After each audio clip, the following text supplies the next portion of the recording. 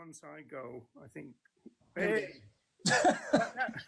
And that was pretty impressive. You could see you coming, because normally the green screen takes that away, doesn't it? That was really quite good. What was it? Jumping through the farmed animals. Yeah, but you started off really small and then got bigger and bigger and bigger. Really? And yeah, you have to watch that back. Watch the recording. With my Greenpeace T-shirt on, I've got my backwards Greenpeace. It's not backwards in real life, you know. Oh right. Yeah, this is Greenpeace T-shirt. But anyway, there you go. So yeah, The thing about narcissism and stuff. Do you think it's very much, well, a little bit like Trump, isn't it? yeah, there are different. Okay, there's a little bit of armchair psychology, but like I said, I do know a bit about it. There are different. I mean, personality disorders now are thought of now as a spectrum since the new DSM came out, I think last year. So people don't get diagnosed specifically anymore, but people have traits. And in the narcissistic band of the spectrum, there are different types of narcissism. One is, I think I'll get this right, it's called global narcissism, which is where, and he's not this though, where you do lots and lots of amazing charitable work. You know, you're really out there doing the best because you want the attention, to be a good guy, right? And that is one of the types of it, you know. By the way, doesn't mean everyone who does that. No, that does sound a bit negative, to be honest. No, but it is a diagnosable part. So, but you have to have lots and lots of other things in there, Roger. It's not, it doesn't mean everybody who works within charities is a narcissist. It really doesn't, you know. No, and the same goes for the phrase personality disorder, isn't it? I mean, like, who says? Oh, it's just a diagnostic criteria, absolutely. So you have to. Do you know the David Bowie song from 1971? It's called "All the Madmen." I think it was from the Man Who Sold the World album. I probably do know it. Yeah, that's always been my favourite, and it was kind of going. I think it's somebody in a so-called insane asylum. It was called in those days, and he said, "I'd rather stay here than be out there with all the madmen running free," type of thing. Now, obviously, the language is very problematic nowadays, but it is a good song, and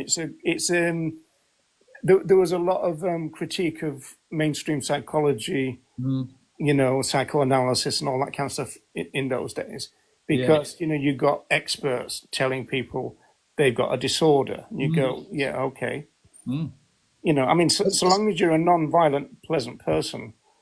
And this is it. So here's the thing also with these sorts of diagnostic criteria. If it's not negatively affecting you or society, then you won't get diagnosed with it. Now, it's the same with ADHD. If it's not doesn't have a negative impact on you. Yeah, it's different. They're different labels now, aren't they?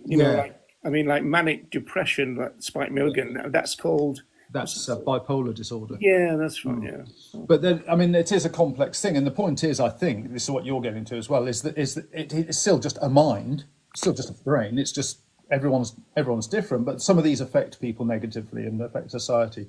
But the point was that he's been brought up in a society which is fairly, and I use this with small n, narcissistic. The US congratulates people who crow about themselves, are proud about their achievements and tell everyone about it. That's a way to get ahead in the US.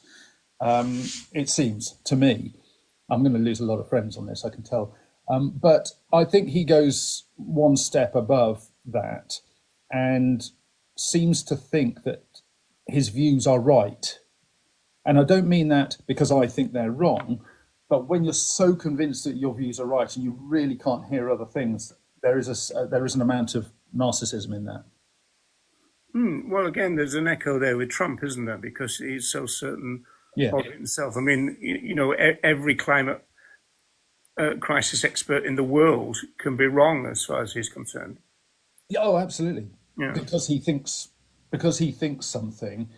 Therefore, because of that, you're wrong if you don't think that. It's a God complex in a way, isn't it? So I believe this, and because I believe it, that means you're wrong if you don't. No other evidence matters. The evidence is I believe it. My other real concern about GY is the fact that it's often claimed I'm often a little bit amused by this, but I do know a lot of people do claim this. Because there's several things to say that he's created more vegans than anybody else in the world and all the other activists combined, which is interesting because it's quite a slight on people like Earthling Ed and Joey Carbstrong and all that kind of stuff. Mm-hmm. And also Ronnie Lee. I always think of Ronnie Lee. I mean, Ronnie Lee became a vegan activist when Gary Yourofsky was 2 years old. Mm-hmm. Right. And yet Gary Yourofsky is supposed to have done, in that short span of time, a lot of it is, again, to do with the internet. A lot of Ronnie's work was obviously unseen, and it was often face to face, and that kind of stuff. It wasn't, he doesn't brag about it either, which is different from Yourofsky. He likes to kind of big himself up a lot. Well, that's what I mean. That there could be personality, sort of, it could be cultural there. Or a mixture of both. All to do with money, self promotion, and getting the hits and all that kind of. It's a little bit like the what's it? The kind of clickbait titles and stuff like that. Yeah. Oh yeah, you won't believe this. Watch till the end. Kind of vegan stuff, destroys or vegan is destroyed. And all that. Yeah. Which isn't it? Doesn't Earthling Ed use that now? Doesn't he? I think he's the one on all his videos say watch a vegan get destroyed because he wants all the non-vegans to watch it till the end. It's quite clever, really. Oh, is that what it is? Yeah. Well, because he isn't destroyed. It's his video. But going back to my point, I think that Yourofsky may have created plant-based activists, but he's not created vegans. Absolutely, because he doesn't. I don't think he doesn't understand veganism. I think he rejects veganism, right?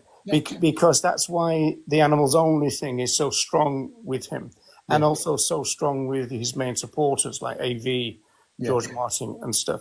And then another interesting thing, I think. There's a few concepts. Tom Reagan's idea of it being a muddler.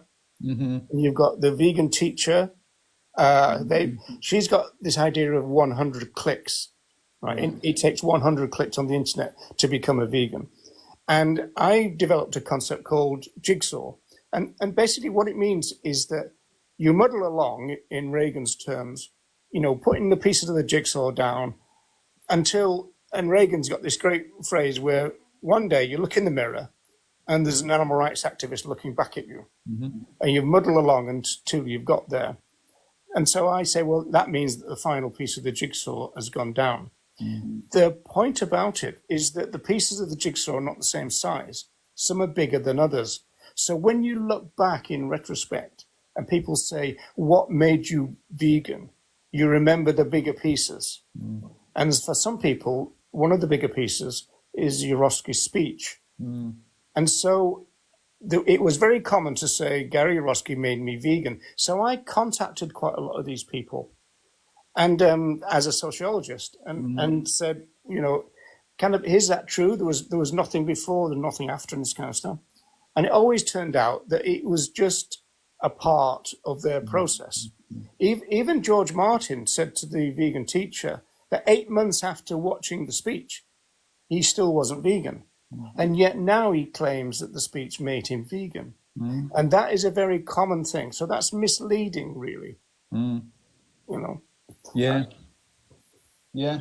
I mean, we all know that we all had our different journeys, and they, as you say, they're journeys, they're snippets, they're building up a character of some sort, aren't they, I guess? Yeah, even Francione didn't like the concept of journey, but it is true, you do go on a journey.